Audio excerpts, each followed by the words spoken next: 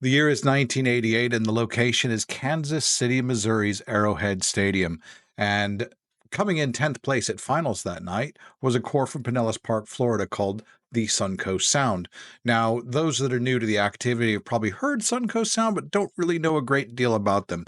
So, in this episode, we're going to be looking at a show that they brought that some say was controversial, some say was just simply ahead of its time, some say it was a really good show, and some say it was a really uncomfortable show to watch. So, what is that show? That show is, of course, Symphonic Dances for the Contemporary Child. So, why was it? Why the polarization? Well, stay tuned. Find out.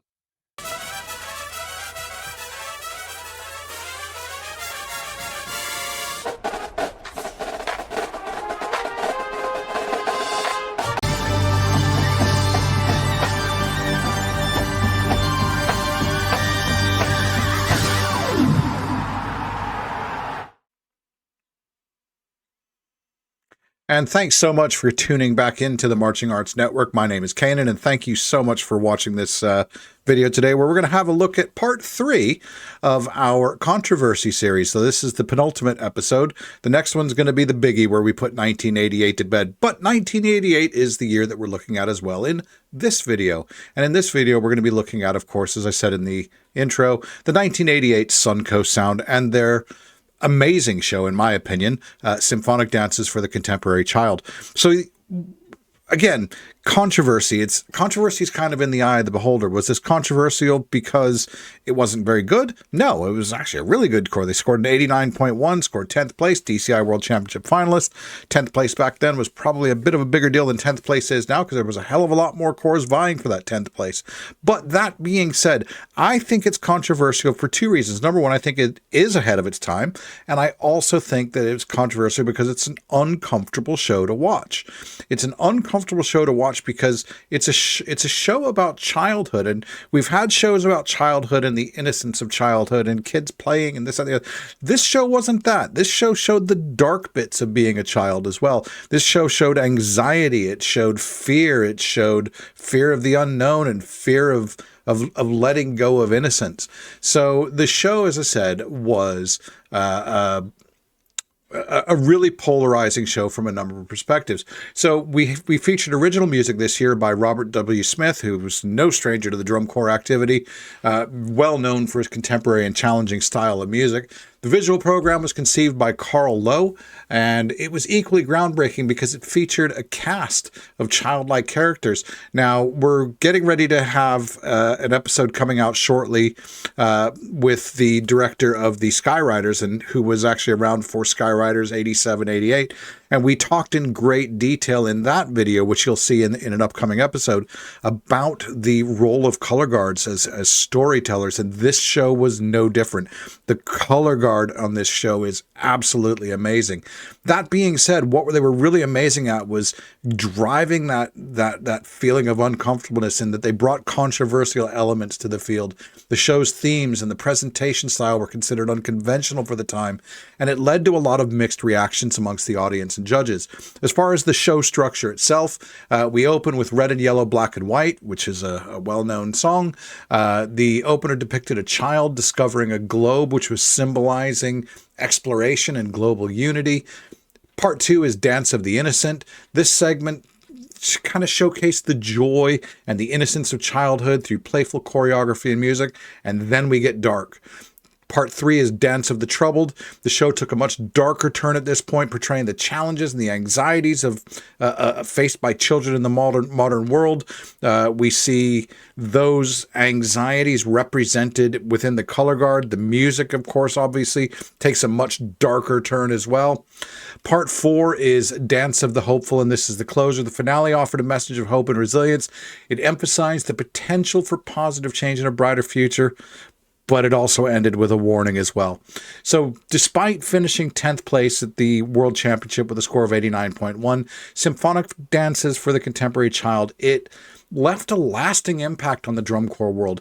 I mean, here we are, 30 odd years later, and we're still talking about the show. And it's a show that I think, it's one of those shows from back in the day, so to speak, that I think would still hold its own today.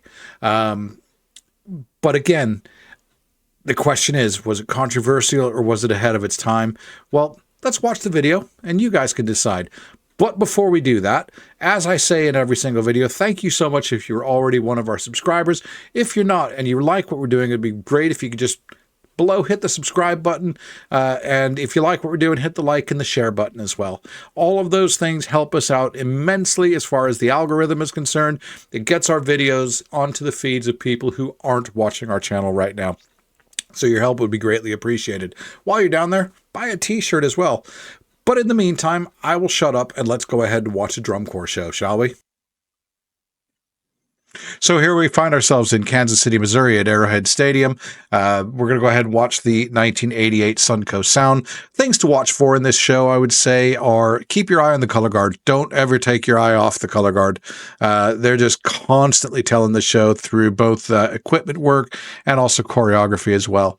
And also the brass, in my opinion, is particularly strong in this particular corps. So I will shut up.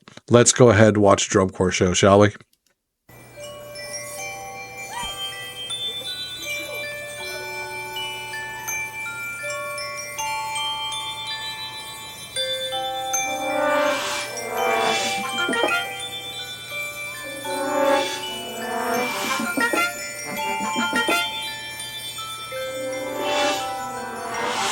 Yeah, yeah. That's what that's meant to, yeah, yeah, yeah, yeah, yeah. That's what that's meant to represent.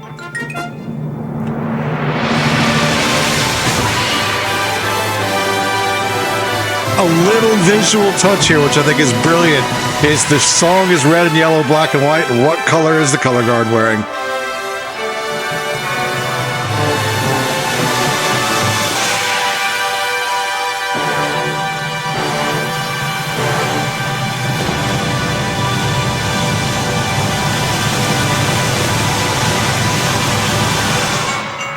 And another thing as well, that the video does this no justice. You cannot imagine how loud this drum corps was. Suncoast always had loud horn lines, but this one was particularly loud.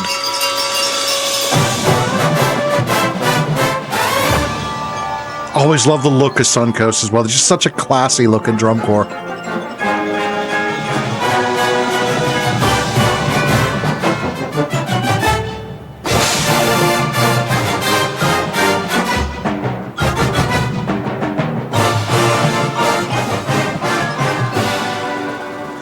Almost has a Garfield Cadets feel to this show, really. Just that modern innovation, but also with that air of tradition, if you know what I mean.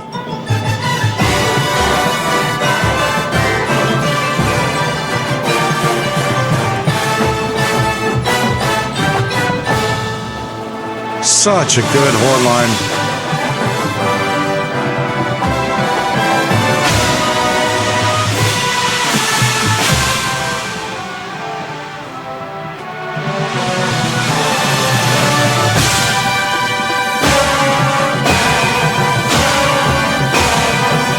So we're getting those elements of uncomfortableness in there.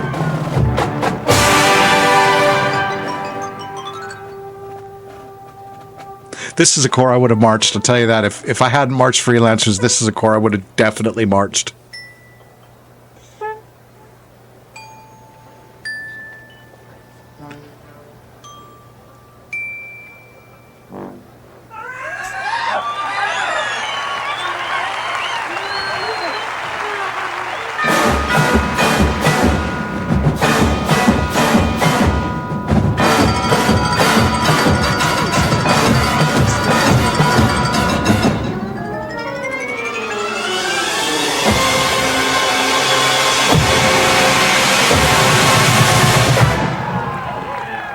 So now we're starting to discover anxiety a bit.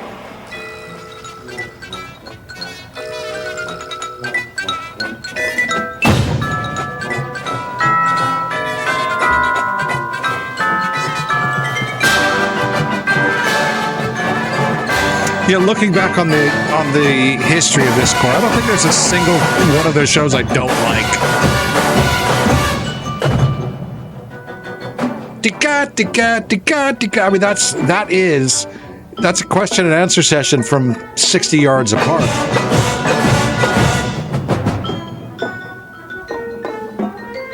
Again, the video doesn't really do it justice, but the stereo effect live there was amazing.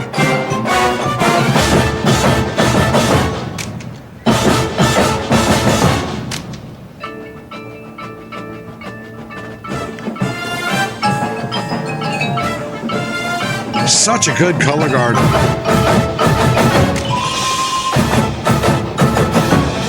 Anybody who watches my videos know that I don't really talk about guard much, but their guard is unreal.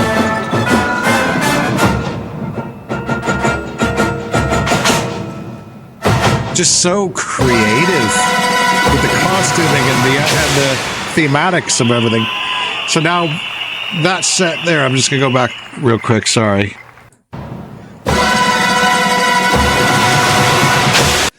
So as you can see, we're home, but home isn't necessarily a comfortable place. And now we're starting to get into the parts of this show that really divided people.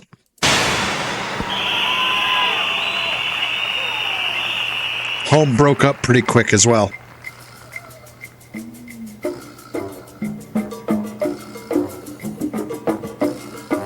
Go on now, Contras.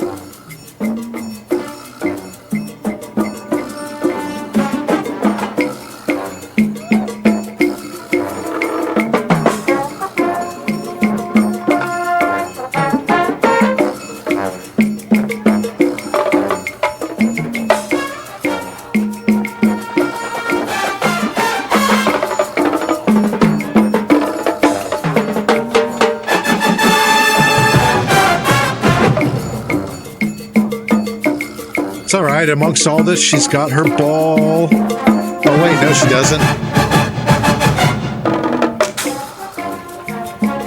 Give me it back. No, I'm going to take it.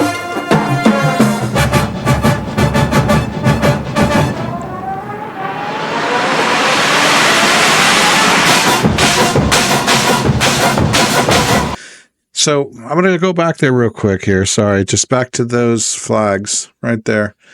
So we've got loose depictions of flags here. We can loosely see a Chinese flag. We can see a Soviet flag. We can see a fascist-looking flag. So you have to remember, is 1988. We're still in the height of the Cold War. So kids growing up back in those days, kids that grew up in the 70s and 80s will remember things like nuclear war drills when you were in school. I remember as a kid, the nuclear war drill was you had to get under your desk. Not really looking back on it now, I have no idea what the hell that was supposed to do.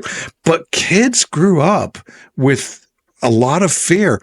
But a lot of that fear was really internalized back then because we didn't have social media. We didn't have the internet. So, yeah. So I just think it's brilliant visualization of that fear. Anyway, here we go.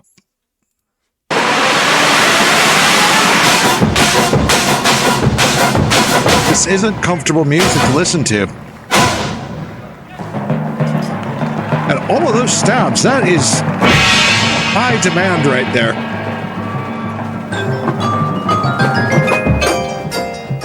Things are going wild now.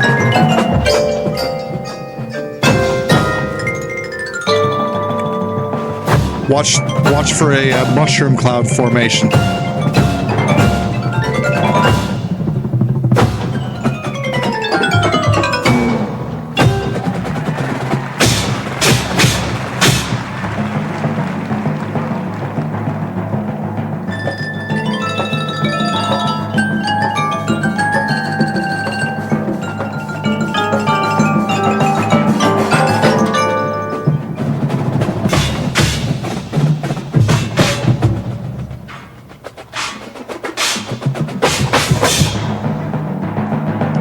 Notice the military looks on the guards there.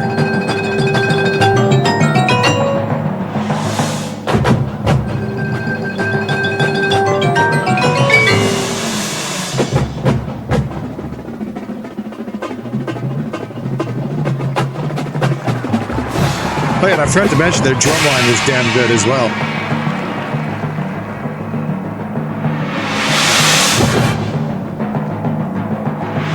Just so driving this.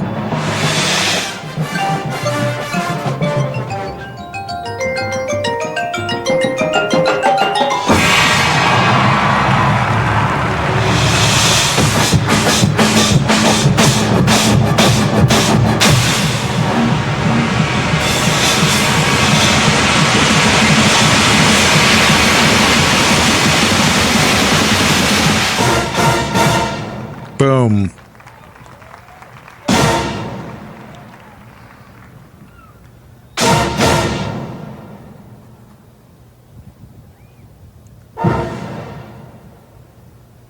...1988, Vietnam veterans and what happened in the Vietnam War was really starting to come to light now. So we've got the Vietnam Memorial at the back of the field. Just such an innovative show.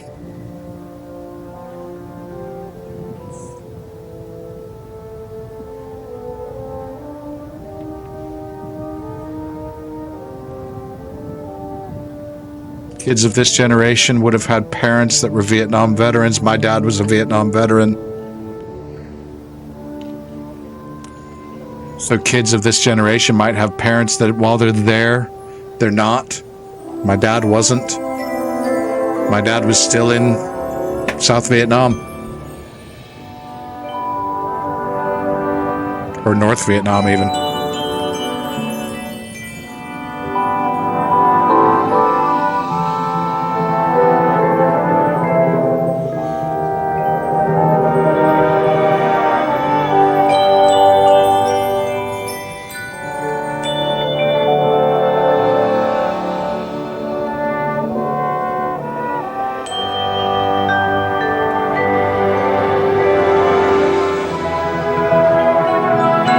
Such a great stadium Arrowhead was, on a completely separate topic. And the crowds were amazing at Arrowhead as well.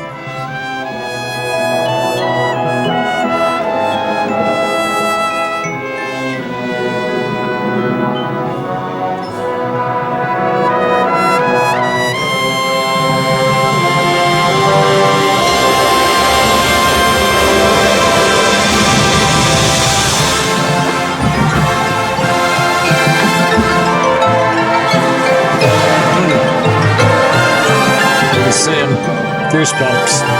Love this show so much.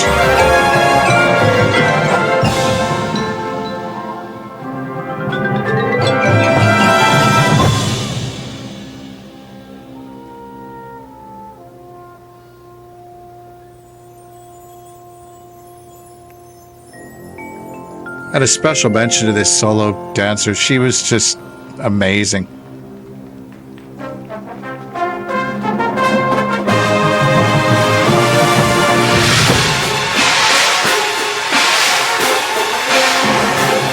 Again, you have no idea how loud this call was.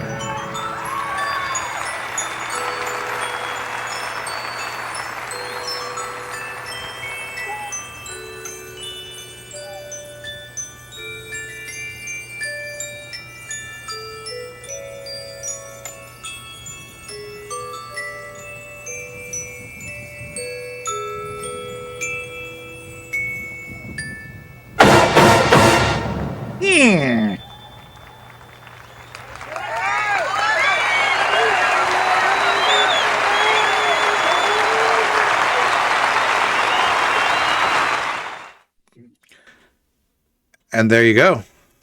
And that is Symphonic Dances for the Contemporary Child. I think you could also rename that show Growing Up Gen X. So, do I think it's a controversial show? No. Do I think it's ahead of its time? Yeah. I think that in 1988, we just didn't really know how to receive that show. That being said, I look back at all of the cores from those times that are no longer here. Of course, my core, the Freelancers. We lost Suncoast Sound in 89. We lost the Velvet Knights. We lost the Glassmen, so on and so forth. If I could bring any core back from the 80s, strangely enough, it actually wouldn't be my core. If I could go back in time and one of those cores never ever goes away, for me, that core that never ever goes away is Suncoast Sound. And the reason why is because that was a core that was known for innovation. innovation. That was a corps that was known for taking risks. And that was a corps that was known for quality as well. And I genuinely believe that had the Suncoast Sound never gone away, they would have multiple DCI championships by now. But we'll never know. We lost them in 1989, and the rest is history. So love to hear your thoughts on the show. Tell us, did you think it was controversial? Did you think it was just ahead of its time? Did you like it? Or did you just not? Was it not your cup of tea? Either way, let us know down in the comments below. While you're down there, if you're not a subscriber, please hit the subscribe button. And that'll be it for this particular episode. The final episode of this series, the controversy series, is going to be coming up in about a week or so. And that is, we're going to finally put to bed the controversy of 1988. I'm going to warn you ahead of time for that particular episode. Have a hot drink, have a snack. We're going to be here a while. That's probably going to be about an hour-long episode, I would have thought, because we're going to be looking at not one, not two, but three drum corps performances. We're going to watch the Blue Devils, we're going to watch Vanguard, and we're going to watch Madison Scouts. And we're going to decide who should have actually won in 1988. So until then, though, that's it for this episode. So thank you so much for watching. And just remember, no matter who you're doing it with, no matter where you're doing it, no matter when you're doing it, no matter how you're doing it, just when you're doing it, make sure that you march on. Ciao.